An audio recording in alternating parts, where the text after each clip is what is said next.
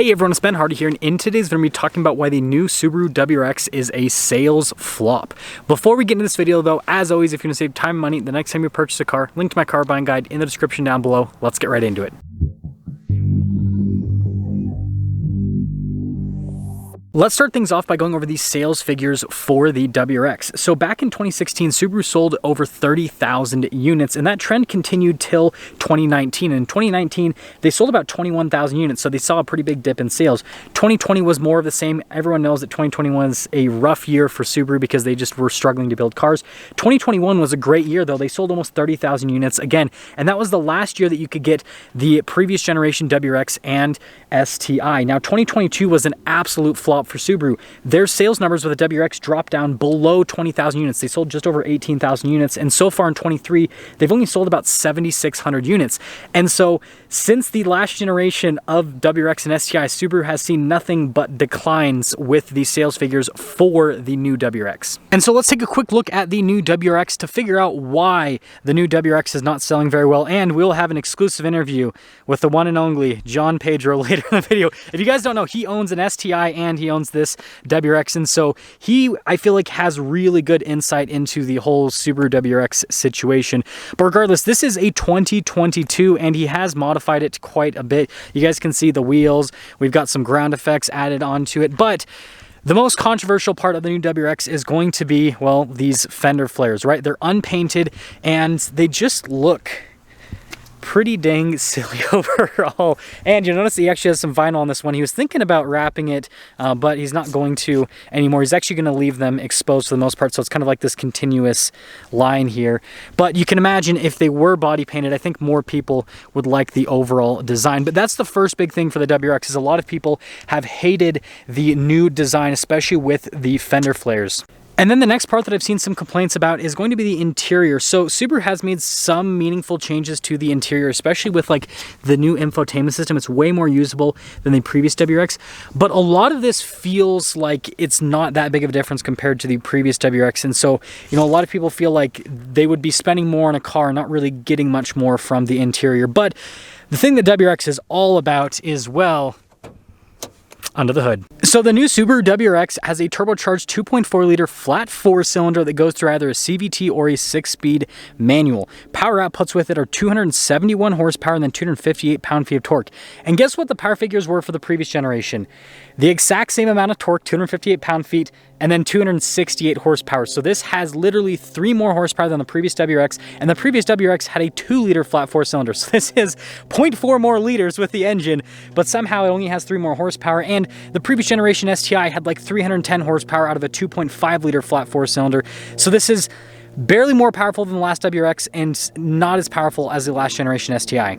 And I really think that this is another big problem for the WRX. The fact that we don't have a massive power increase with this new generation WRX. Everyone was excited before this was announced because they thought that we were finally going to get like a 300 horsepower WRX and a 400 horsepower STI. And what we ultimately got was a new WRX that, again, a lot of people don't like the looks of, and it has barely more horsepower. Now, I will say, I will give this powertrain credit. It does feel a lot better than the 2-liter that's in the previous generation. The torque curve is just a lot stronger. And although, again, it only has 3 horsepower more, it really does feel a lot punchier. And the aftermarket community has shown that you can get quite a bit of power out of this powertrain very easily. But again, in stock format, it's just not a big enough change for a lot of Subaru enthusiasts to feel like they need to upgrade to the new WRX. They're like, oh wow, I have to pay X amount of dollars more for this new WRX, and I'm getting 3 more horsepower out of it. Okay, so fair warning, the lighting in these shots is probably going to be horrible, but we're going to have our quick interview with John that owns a WRX and an STI. We'll actually go back to your place so you can see the STI, because his STI has got a ton of cool mods on it. But I feel like he's a good person to talk to about this whole WRX situation because, well, he owns the last generation STI, the greatest version of the STI apparently, right? I think so. Yeah, he thinks so. Of course, because you own it. And then he owns the new WRX that everyone is like just hating on. Okay, so first off, what do you honestly think about the new WRX? I actually really like it. I thought I wasn't gonna like it. The plastic grew on me. The black cladding grew on me completely. It drives really great. Like really great. What about like the drive do you like the most? Is it the ride quality? Is it the handling, the engine? It's got a great suspension, and the transmission's not as good as the STI, but it's still pretty good. And honestly, the power band is really nice too. You could just cruise around, but whenever you need power, it just goes. It's so easy to drive. It's so easy to go fast. It's fast. Yeah, it's so easy. It just very simple. Yours is still stock with the engine and everything. Completely stock. No mods. Just has wheels and a little bit of like side skirts and spats. Nothing crazy. And your STI has like what, 330? Yeah, it's like making 320. That's to the wheels, right? Yeah, it's got injectors, fuel pump, intake, downpipe, you know, basic kind of. So like if you're impressed by this, I feel like that says something. Yeah, exactly. Like I drive the STI all the time. I don't just leave it in the garage. I actually drove it. This was in the garage when Ben showed up. Yeah. I had to take this out of the garage because I've been driving the STI in the snow. I mean, this just, it feels really nice. It's really comfortable to drive. That's the biggest difference for me. This one is like the best comfort sporty car you could get, in my opinion, that still has a nice manual transmission and it won't kill you in the snow. Like you could get a Supra, that's awesome, right? Manual, but you'll die in the snow. And you have to pay like 60 grand for it. Yeah, exactly. This, I mean, this was like literally half as much. Half as much. It's all, not just as good, right? But like almost just as good for what you need it to do. And speaking of that, you got a discount on your WRX. That's something that like shows like the sales floppiness of the WRX. Every single, so Subaru dealers don't charge over MSRP because Subaru's like got a cap on that stuff. Like if a Subaru dealer tries to charge over MSRP for something, Subaru like gets really angry with them, and Subaru's a small enough manufacturer they can like muscle their dealers. But regardless, like it's crazy that all the other Subarus are selling for MSRP with no like discounts whatsoever, and then WRX is like, they not only are like sitting on dealer lots, but like you can get a big discount on them. Like awesome. It's crazy. Like every other Subaru, it's like, oh, you have to wait 8 months and you have to pay MSRP, whereas WRX, it's like you can get it today and you can get money off of it. So like, again, it shows that people aren't buying them. Ben sent me a picture of Ben sent me a picture of this car on Friday, and I bought it on Saturday. I took it home on Saturday. Yeah, it was like it was instantaneous. We didn't ask the dealer for discount. The dealer just discounted up front because they know. They're like, we have someone that wants to buy a WRX. We have like 3 of them. Take it. Like, get rid of it. Yeah, but best decision, dude. This thing is really nice. Yeah, I mean, I like this new interior. I think this, like, the fit and finish and everything, I think, like, feels better than the STI. It does. Does it rattle yet? It does rattle. That's a Subaru thing. Yeah, but it's fine, right? I mean, you're like, I'm used to it. It's, yeah, there's... Let's go look at the STI quickly. Yeah, let's do it. Okay, so quick disclaimer, the microphone's gonna be faced away from me, so the audio in this clip is not gonna be the best in terms of me talking, but my voice carries pretty well, so it should be fine. Anyways, this is John's STI. It's a 2020 limited, right? Nope, it's a base model. Oh, it's a base model. It is a base model. Okay, regardless, you've got a bunch of mods on it. So you've got wheels, you've got air suspension, you've got some engine mods, 330 wheel horsepower, which is, I just got snowed on, which is pretty conservative, I feel like, for STI, because like people that modify their STIs will go up to like 500 plus horsepower. That's not safe. Head gaskets to the moon. That's not safe. You actually open up the trunk so that we can see the whole air suspension setup here in the trunk. Very simple setup. It's an airlift 3-peat with a single compressor. And then you've got a Tomei, right? Absolutely. Nothing. Tomei. I'll actually have to switch around because the sunlight's not. But anyways, okay, this will be the big question of the video. Do you like this more or the WRX more? Depends on what I'm doing. If I'm picking up girls, I'm taking this. Oh. I'm kidding. I drive the WRX to work. Okay. That's my like workhorse. And I drive this on the weekends, starting on Friday. So, but like, is this as comfortable daily drivable? No. No. What about like stock format? Do you remember? Yeah, still no. Okay, so the new WRX is more comfortable. It's way more comfortable. It's like, it's night and day difference. Like even with bags and even riding around low so it's not as bumpy and terrible, that just, it's like blows this out of the water in terms of comfort. This is just aggressive all the time. Which is fun. Yeah, exactly. And do you think that Subaru still needs that? I don't know. It's a tough question to ask because every time Subaru makes a new car, everybody hates on it no matter what. This got hate when it came out, the VA. The VB got hate, but I give it another year or two before people are like, oh, that's the best one they've ever made. The engine's so reliable. We can make so much power with so little money. Whoa. That's new for Subaru owners, right? Exactly. So, guys, give it a shot. Give it a try. Don't judge a book by its cover. Quite literally. don't judge an ugly fender flare by its car. And not my poke fitment either, please.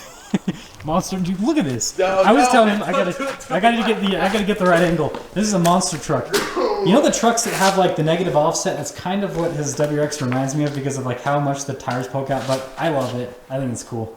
It's gonna get lowered. It's gonna fix it. I have another set of wheels in there. If it doesn't work, it looks bad. I have backup wheels for my backup wheels. Yeah, pretty much. Yeah. What, you never been a car guy? Well, John's back off to work, and all I'm gonna say is he's driving the STI to work, so I feel like that says something about his preference of cars. Just saying. So let's cap things off for today's video. The new Subaru WRX is objectively a better car than the previous generation. It has a nicer interior with better, more usable tech. It has a better powertrain that has been shown to be easier to tune and frankly more reliable than the previous powertrain. On top of that, the stock power band is significantly better than the previous generation power band.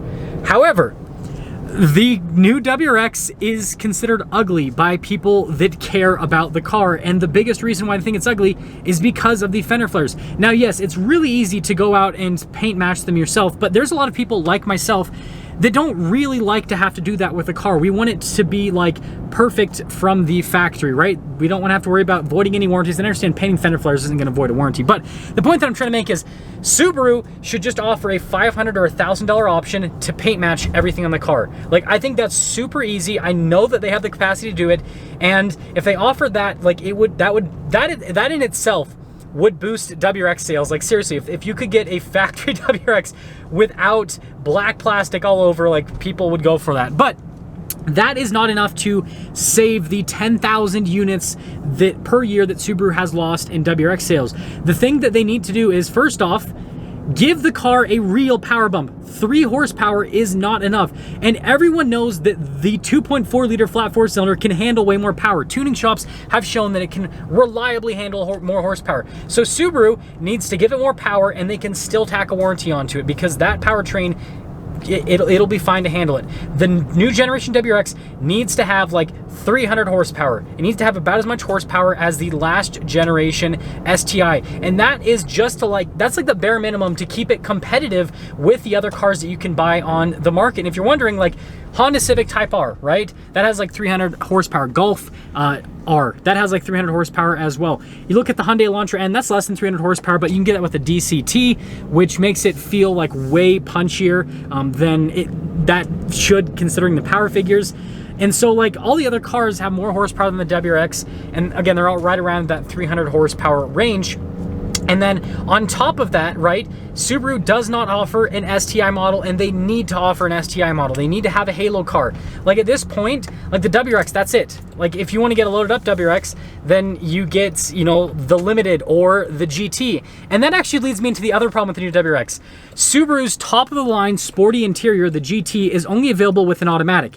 And the automatic that's available with is a CVT. Now, I will say, Subaru's new CVT is really good, but it's still a CVT at the end of the day. And so Subaru should have done a little bit more with the WRX and actually offered like what I consider a real like sports transmission with it. So either a torque converter automatic or a dual clutch. Again, that's what the competition does. The Golf, you can get that with a dual clutch. Hyundai's N cars, you can get those with a dual clutch as well. And so Subaru should have a different transmission in the car for the automatic form. The manual, frankly, is actually really solid. And so I know this might sound like a lot of changes, but at the same time, like, the bare minimum they could do that would cost them next to nothing is paint the fender flares and tune the car to have like 300 horsepower. That's the bare minimum. That would help them sell more cars. And then on top of that, just develop an STI model, which isn't that hard. All they have to do is what they've done with every other STI, is just make it so that it has more power than the WRX, has more aggressive suspension, right? More aggressive braking, and that's pretty much it. Let me know what you guys would like. Let me know what you guys would like to see from the new WRX to make it so that you would be willing to purchase it. And if you're wondering, for me personally, I'm actually a huge Subaru fan. If Subaru offered an STI with around 400 horsepower, with body painted fender flares, and obviously a factory warranty on that 400 horsepower, right? That's the big thing. I would buy one. Like, no questions asked, I would buy one. I would be an owner. That is what would convince me to buy another Subaru. The first new car that I ever bought was a Subaru Impreza. I have not bought a new Subaru since then because I just feel like they haven't done anything exciting enough for me to go back to the brand. That would be exciting enough. A 400 horsepower STI that's not electric. Stop with this electric STI stuff. I'll see ya.